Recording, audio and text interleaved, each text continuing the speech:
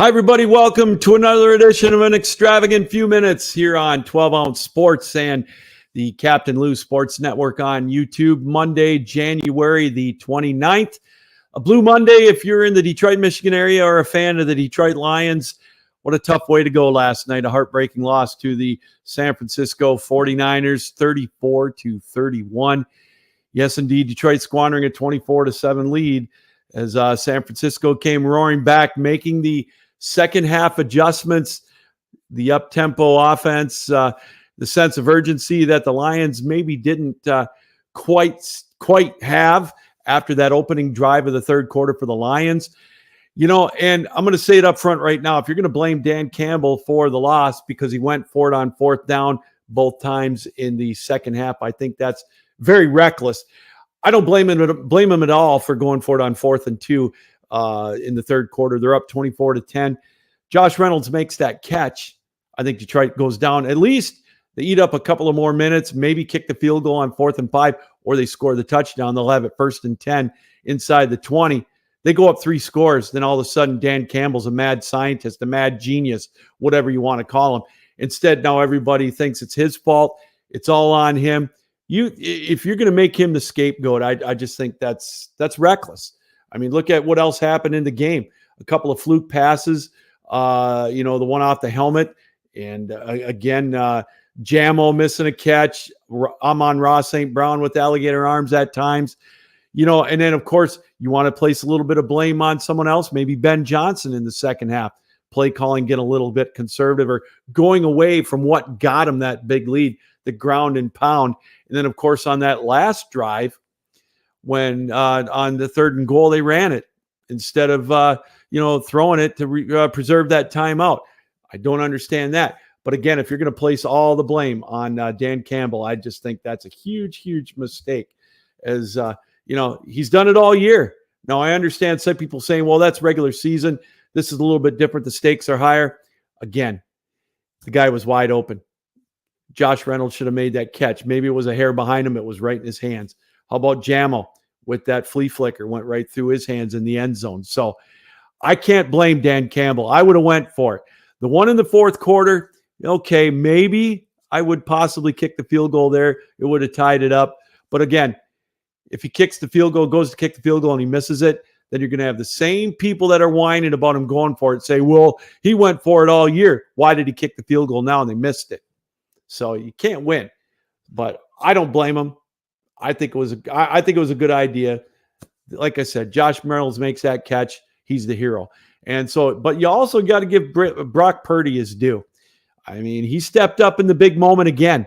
He had his back against the wall. He didn't play all that great in the first half, but the second half, when he had to make the plays, he made them. Aaron Glenn blitzed him. Detroit couldn't tackle him. Again, another glaring weakness that the Lions have shown throughout the year, and they've gotten away with it from time to time. They couldn't make the big plays, with the catches, with the interference. And, of course, that stupid blindside block by CJ or whatever on Debo after the interception. Brock Purdy stood out. He won it with his legs and with timely throws. And what about Christian McCaffrey? It seems like as the game goes on, that guy just gets stronger. And so give San Francisco their due. They made the adjustments, and they made they took the win right out of the sails of Detroit. And when you can't stop them in the second half, the way San Francisco just got that momentum and they seized it, they sucked the life right out of Detroit. You got to give credit to the 49ers as well. Well, again, we mentioned it. Dan Campbell, you can blame him all you want, but you know me, I'm a glass half full kind of guy. What a great year it was for Detroit. Yes, it stings. It certainly does sting. But I think as the sting wears off, everybody's going to think, you know what, this really was a pretty good year for Detroit. They've gotten to levels that we haven't seen in a long, long time. For some Lion fans, they've never seen it. For those of us that were around in 91 when they went to the championship game, we thought they'd be back. Obviously, they haven't been. So this was an excitement that we haven't seen in so long. The city of Detroit giving us Campbell and the Lions, giving us some great, great memories, a huge shot in the arm. Detroit's going to be back. They're going to be competitive. They've got a great stable of talent on the offensive side of the ball. And now we're just going to have to see what they do on defense. So what's next for Detroit? What's next for Ben Johnson? Is he going to go for a head coaching job? What about Aaron Glenn? I think the window may have passed for him for a head coaching job. Will they return to Detroit?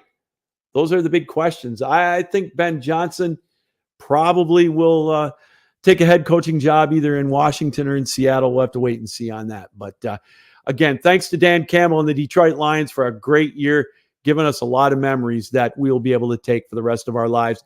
A home playoff game, an atmosphere that the NFL hasn't seen in quite a while, and Detroit just showed how good their fan base really is. Well, don't forget to join us Wednesday. That's going to do it for another edition of An Extravagant Few Moments here on the Captain Lou Sports Network on YouTube and, of course, 12 Ounce Sports. Join us Wednesday night, 7 o'clock for another edition of the Captain Lou Extravaganza. We'll dive into this even more. We'll dive into the Super Bowl matchup. We'll dive into Kansas City's big win over Baltimore. You talk about a no-show. That was Lamar Jackson. So until then, oh, by the way, don't forget, join us tomorrow night for another edition of the ACHA Power Play as well on 12 Ounce Sports and the Captain Lou Sports Network. Follow us on Twitter at Real Captain Lou, or follow our Facebook pages, 12 Ounce Sports, and of course the Captain Lou Extravaganza and Lewis Gamlin. Subscribe to our networks, 12 Ounce Sports and the Captain Lou Sports Network on YouTube. All right, everybody, keep your heads up. I know I say it all the time, but especially now, keep your heads up, keep your feet moving, keep your sticks down, and as always, keep your minds open. Until next time, thanks for joining us for an extravagant few minutes here on the Captain Lou Sports Network and 12 Ounce.